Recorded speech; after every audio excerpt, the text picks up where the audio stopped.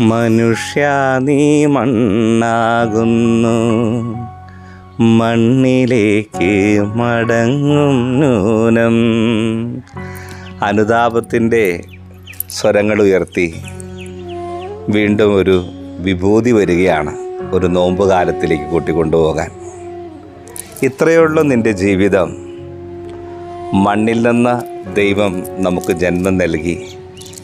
വീണ്ടും മണ്ണിലേക്ക് മടങ്ങാൻ ഒരുക്കപ്പെടുന്ന ഒരു കാലഘട്ടത്തിൽ ജീവിതമെന്ന് വിശേഷിപ്പിക്കുന്നു.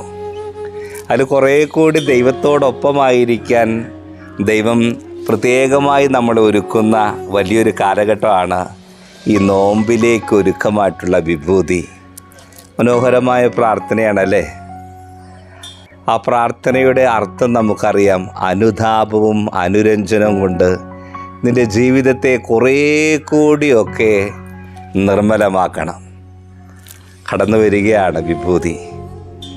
മണ്ണിലേക്ക് ദൈവം നമ്മളെ വിളിച്ചത് ദൈവത്തിൻ്റെ സ്നേഹത്തിൽ നിറഞ്ഞു നിൽക്കുന്ന ഒരു ജീവിതമാകാൻ.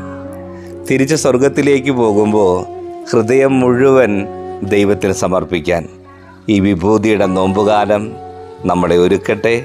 അനുതാപവും അനുരഞ്ജനവും കൊണ്ട്, മാനസാന്തരവും പരിവർത്തനം കൊണ്ട് ഈ നോമ്പുകാലത്തിലേക്ക് നമുക്ക് പ്രവേശിക്കാം.